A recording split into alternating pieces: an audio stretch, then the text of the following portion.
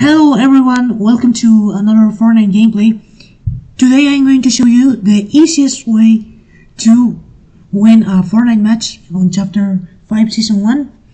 The first thing you're going to want to do is to pick a drop spot in the map.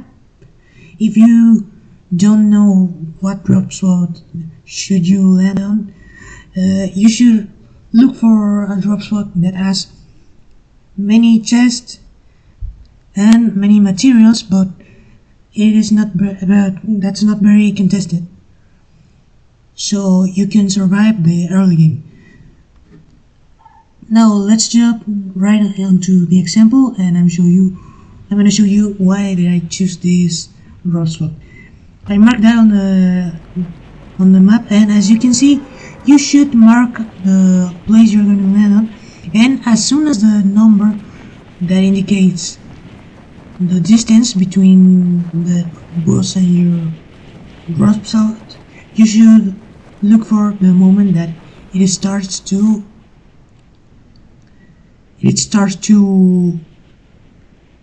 increase, and as soon as it starts to increase, you should drop from the boss.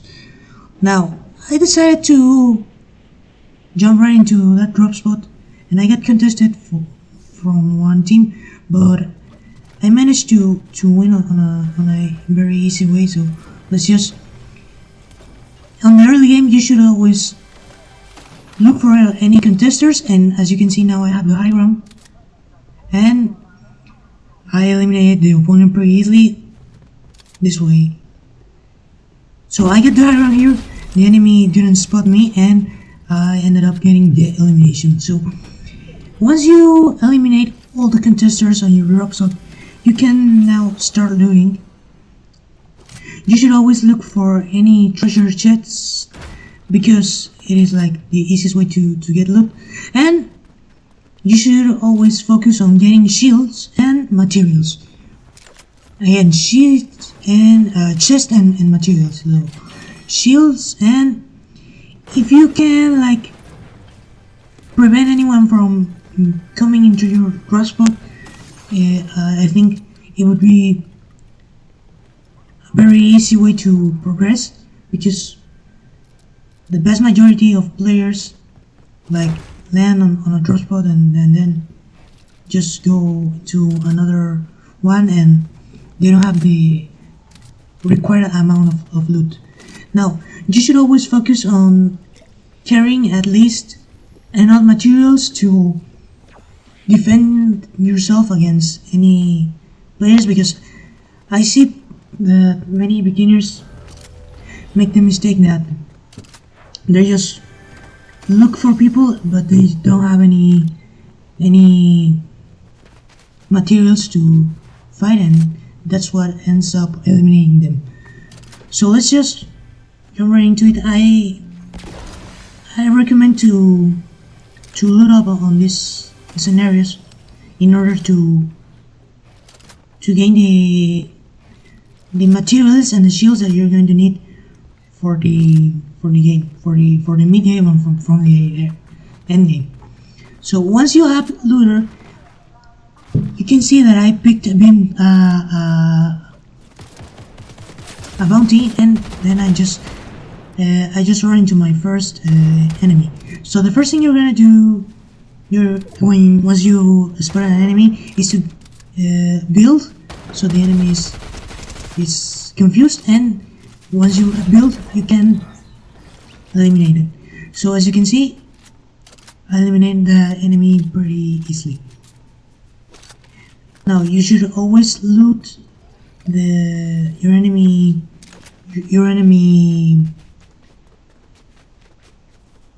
loot for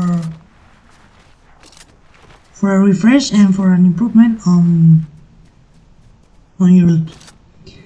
Now I was looking for a bounty here at Classic Cards, and I didn't took time looking for many chests, just the ones that I run into. And the ballistic shield is pretty useful in that scenarios, because it allows you to to go straight into enemies' bodies without having to worry about building. So you have to, so you can, run into an opponent and just kill him easily. I was looking for a bounty here, and I heard that that this vehicle was driving near me. So I recommend to have the visual effects enabled in order to progress competitively in Fortnite, because it allows you to hear any enemies near you. As you can see now, I have a pretty good amount of materials, and now I decided to return in my own steps, because I saw that the enemy probably may be here, and I saw someone shooting at me. I decided to jump right into them, and I localized and I spotted the opponent. As you can see, now if he has the high ground, you shouldn't be building just in his direction, because he's going to kill you. Otherwise you die. So if you run into an opponent like this, I recommend that you do something unexpected for your opponent. For example, like if the opponent expects you to build just in front of them, don't just go straight into them. Otherwise you get eliminated. For example, I'm building here at this opponent, but I don't build it straight to him. I build just upside here, and I ended up killing this opponent. Now, as you can see, this was a pretty easy elimination on that opponent, and I have 3 shields. I think I recommend carrying 3 shields instead of bandages, because even if you don't have white heals, the shields is pretty much better than the bandages. And now you can see the safe zone. You're gonna wanna go into the safe zone once you have cleaned the drop spot that you choose. Because if you go into a safe zone without having cleaning your drop spot, you can get attacked from the back side, and it is something that gets you in a pretty vulnerable position or vulnerable situation. Now there's still 28 people remain. I have 4 kills, and it is about 50 seconds that the safe zone is revealed again. So in these scenarios, I recommend that you play a little bit more passive or strategically, because like if you don't have enough materials, you shouldn't be looking for fights. But as I have enough materials here, I have already full materials, I'm looking for a fight here. I'm looking for a third party. Remember, always look for third parties. For example, I know that this player has killed the boss already, and I know that he's going to have the medallion. So as he's going to have a loot advantage and a health advantage, I need to use the surprise element. So I start looking for him, and I recognize that the steps, but I didn't spot him. I didn't spot him until he was very near me, so you have to be very careful on this scenarios. I didn't know that he could be on the bolt, which is pretty predictable to be on the bolt. Let me just put it on an easier way. Once you have spotted your enemy, you have 2 options. Either you go for your enemy without thinking much, like here. I just spot my enemy and I start running into him. I know that he could be on the bolt, and I start this fight with a little bit of cheap damage. This enemy was actually a good enemy because he had the medallion, he had the mythic weapon, and he starts pushing me. He's full box set, and I started to. Well, he opened the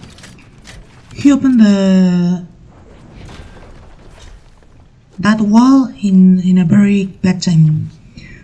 And now, once he had directly gone into upside of the vault, I have enough time to loot this vault. Like I have all the time. Now this mythic item allows you to become invisible, but I didn't have time to use that. And now, as you can see, I have the high ramp now, and he climbs right into me, and then he has the high ramp, but he makes a bad at it, and this allows me to eliminate my opponent without having to worry about anything else. Now that I have the medallion, I have to make sure that my guns are reloaded in every time, just in case I need to use them immediately. And then I just hear that the people is just fighting, and before jumping into another fight, I decide to look here for ammo, for shotgun ammo, and I decided to go back here into the vault just so I can modify my weapons. Now, the modifications I'm going to be applying on these weapons are my favorite. I don't want to say they are the best, but because it depends mostly on the style of the player, but I think this is my favorite. So my favorite modification magazine is this and this, because it allows you to reduce the gloom in my guns, sorry, and this allows you to continue pushing without having to worry about anything else. So I decided to pick up more gold here, which is pretty much the thing you need to do, and I decided to wait until these guys finish their fight, sorry, so I can jump into the fight, into a third party. Remember, always look for third parties. Always think, how can I win this fight without having to spend a lot of materials? Because if a fight that starts by air damage or cheat damage becomes into a real fight, it starts to depending on much stuff that don't really depends on you, like the loot you have or the ping you have, which is something that nobody wants to talk about. But I think that the skill-based matchmaking of Fortnite should be based mostly on the ping and not that much on the skill, because I think it's unfair to just, as you can see, I'm playing on 45 or 50 ping. Even I have times where it comes up to 60 ping, but it's not hard to win on this scenario. So you can see now I make a box here so I can open this cache, which gives me a good amount of loot, and I place a cone which allows me to have piece control on this box. So as you can see now, I'm taking a look at the map at the safe zone, and I realized that there's only 7 people left. So I think, like, what is the smartest move I can make here? Like, I came into this cache just to get the big pot, the big shield, which, you know, it's better to have 100 shield to in order to win the most of the fights. And then I accomplish this, but unfortunately the cache doesn't give me the big pot I was expecting for, so I have to go back and play a little bit more offensive. Now, on these situations, this is a pre-part of the game that a lot of people don't know what to do. Now, I was farming up the materials I needed, and I run into this player, which wasn't very good, but I finished him. You can see now the attachments I applied to my gun are the best. They allow me to end up winning the fight and to end the fight pretty quickly, and I just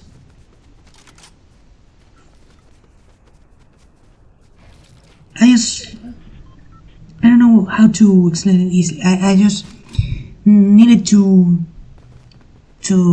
make a little bit of cheap damage, and as my opponent didn't build, I was able to end up the fight pretty quickly.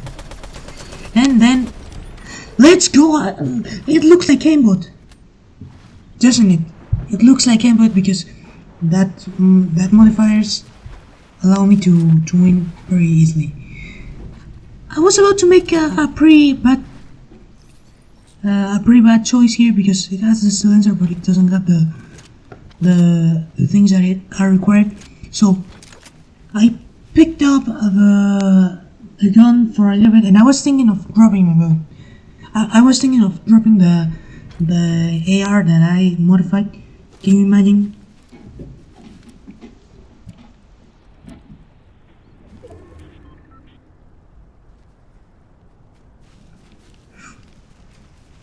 And now you just have to wait until everyone kills each other.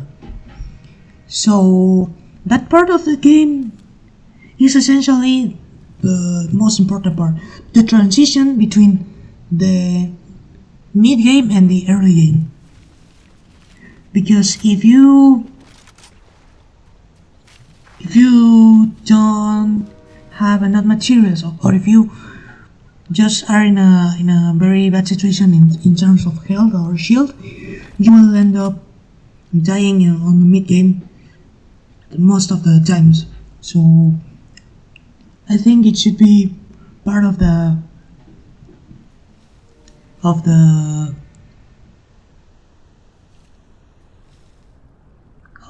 mindset of a Fortnite player to always look for the easiest way to progress. Now, on that situation, I decided to drop my ballistic shield and trade it for the grappler.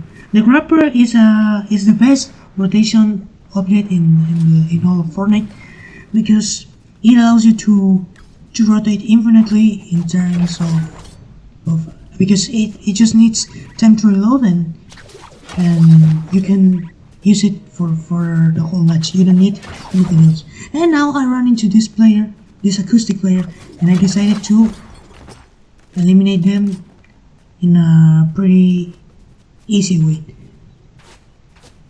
Now he starts shooting at me from behind, and I have a pretty good amount of chip damage here, and as he doesn't build himself, I'm able to eliminate him very easily, and it comes down to 3 people left. I decided to pop this big pot and instead of the fish, because the fish, even though it's quicker, I didn't want to leave all this just waiting for the enemy to pick it up. So it comes down to a deathmatch.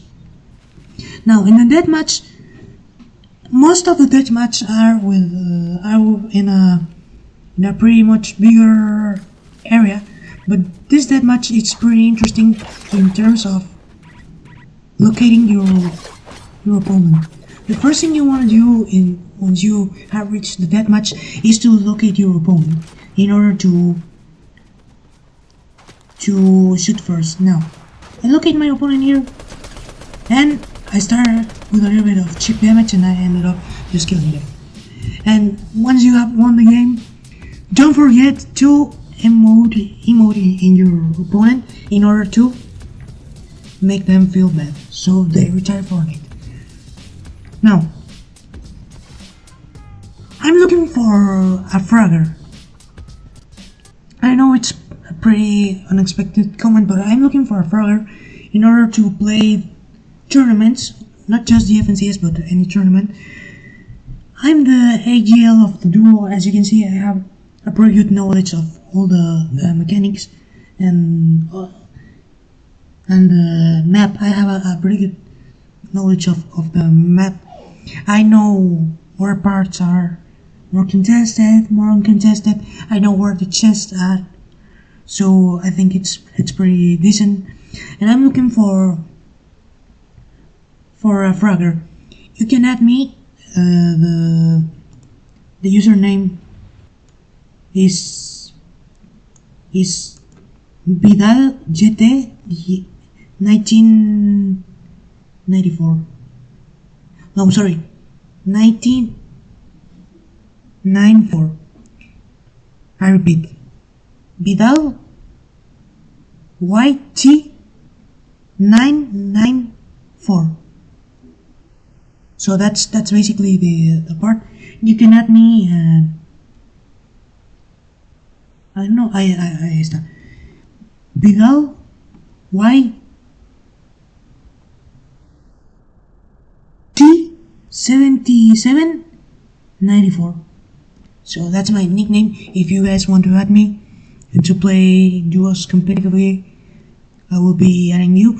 I am ranked Diamond 1, 55%, and I have a pretty good power ranking. So if you guys want to check it up, don't forget to subscribe, to like the video, and see you guys on the next gameplay. Goodbye.